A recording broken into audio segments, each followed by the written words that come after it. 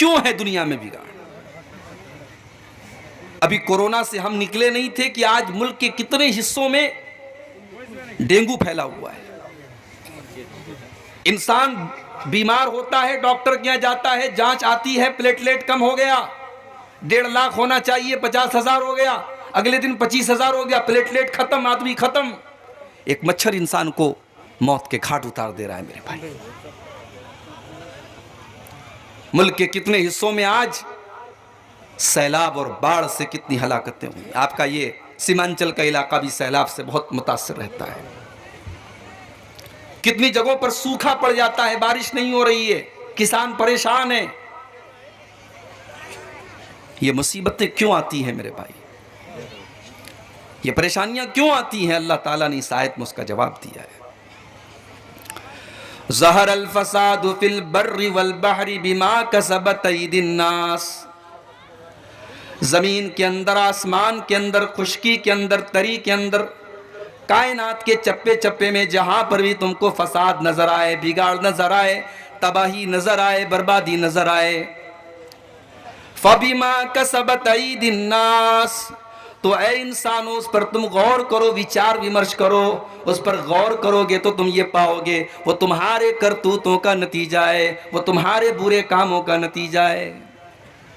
दुनिया में जहां पर भी बिगाड़ है उसकी वजह सिर्फ और सिर्फ एक है, तुम्हारे बुरे करतूत हैं, तुम्हारे गलत काम है, तुम्हारे पाप हैं।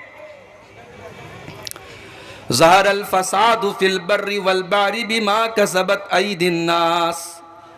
ऐ इंसान, तुम्हारे करतूतों की वजह से इस दुनिया में फसाद है, बिगाड़ है। और अल्लाह ताला ये मुसीबतें क्यों नाजिल फरमाता है? लियुज़ीक़हुम बादल्लज़ी अमिलू, ताकि अल्लाह ताला तुम्हारे कुछ आमाल की तुमको सजा दे दे। सारे आमाल की सजा नहीं दे रहा है अल्लाह, कुछ आमाल की सजा दे रहा है। सारे आमाल की अगर वो सजा दे देगा, रूए जमीन पर कोई सांस लेने वाला बाकी न बचेगा।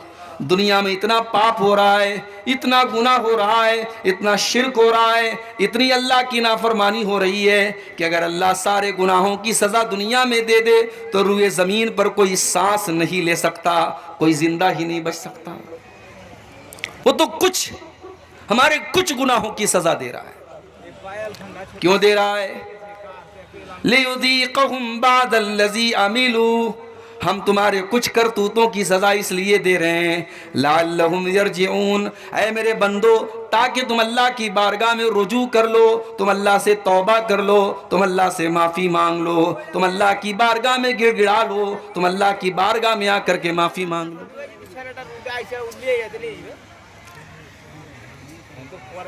मगर आप गौर कीजिए मेरे भाई, कोरोना की मुसीबत आई, एक एक मोहल्ले से, एक एक गांव से 20-20 जनाजे निकले। रमजान का महीना था, कितने शहरों में और कितने मोहल्लों में हमने देखा मस्जिदों से ऐलान हो रहा है, एक ऐलान खत्म हुआ दूसरा शुरू, दूसरा खत्म हुआ तीसरा शुरू। ये दौर भी हमने देखा।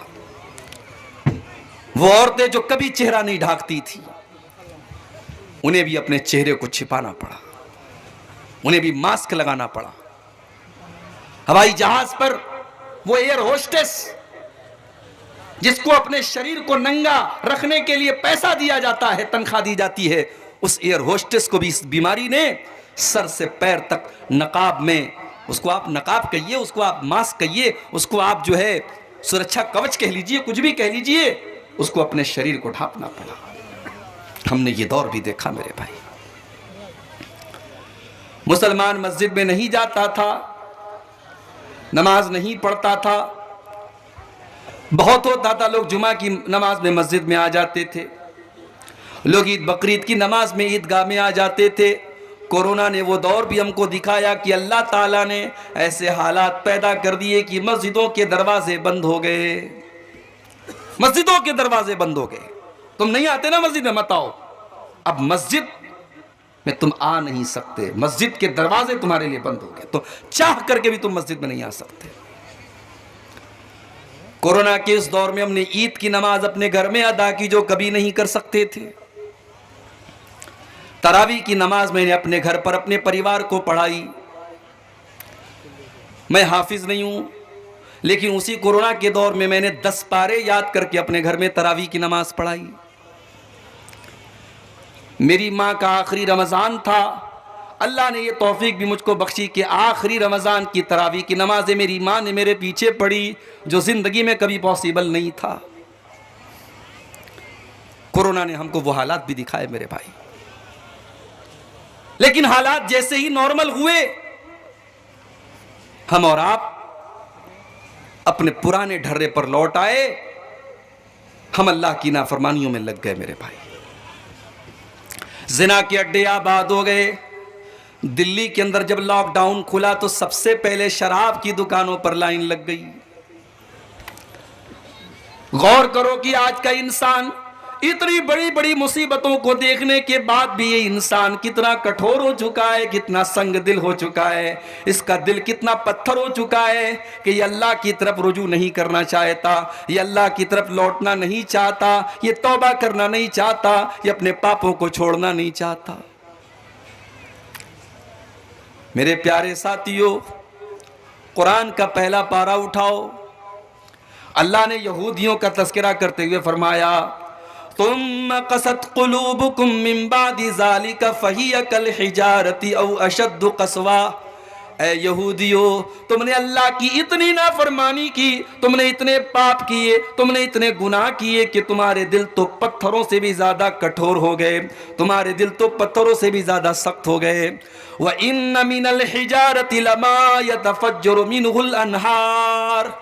इसलिए कि पत्थर तो कुछ ऐसे भी होते हैं कि पत्थर के अंदर से पानी रिस रिस करके बहने लगता है। व इन्न मिनहा लमा यशक्ककु फयखरुजु मिनहुल मा। पत्थर तो कुछ ऐसे भी होते हैं कि जब पत्थर के ऊपर बार बार पानी पड़ता है तो पत्थर के अंदर भी सुराख हो जाता है और पत्थर से पानी बहने लगता है। व इन्न मिनहा लमा यहबितु मिन खशियतिल्लाह।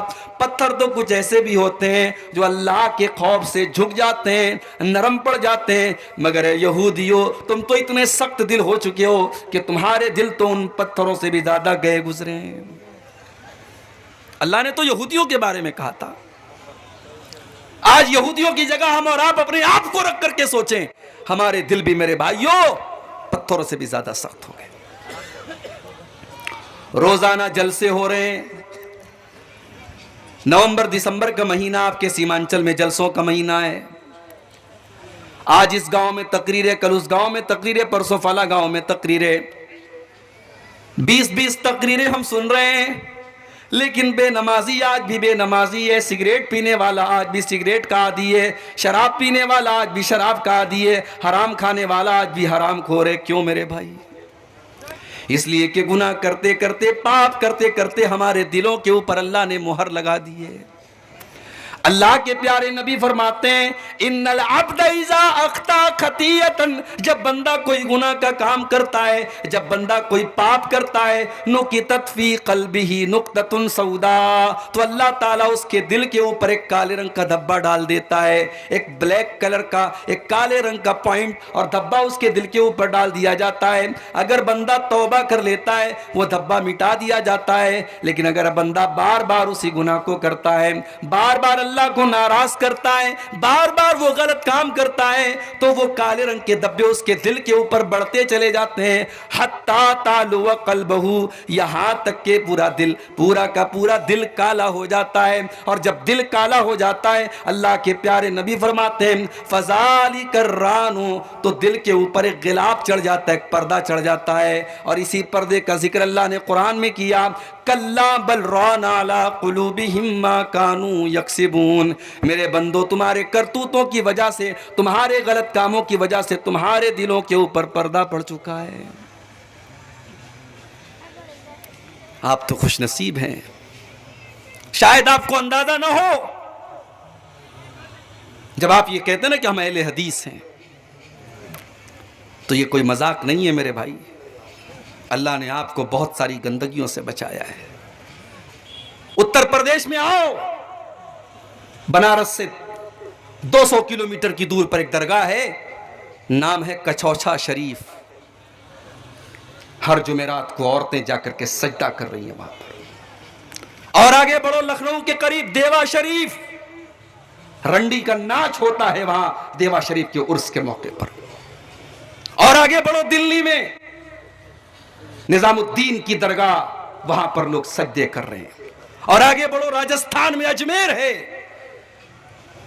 मस्जिद बगल में है, अल्लाह के दर पे सजदा करने वाले नहीं हैं, मगर ख्वाजा मोइनुद्दीन चिश्ती अजमेरी की कब्र पर लाखों लोग सजदा कर रहे हैं। आज का मुसलमान शिर्क कर रहा है। उसके बाद कहता है कि मुझे जूते क्यों पड़ रहे? तुझे जूते, तुझे अल्लाह ताला ने जिस चीज का तुझे जिम्मेदार बनाया था, ला इलाहा इल्लल्लाह, तूने उस ला इलाहा इल्लल्लाह की को खत्म कर डाला। तूने इतना शिर्क किया है और अल्लाह को छोड़ करके गैरों के दर पर तूने अपनी पेशानी को इतना जलील किया है कि अल्लाह ताला अगर चाहे तो तुझे सब हस्ती से मिटा दे।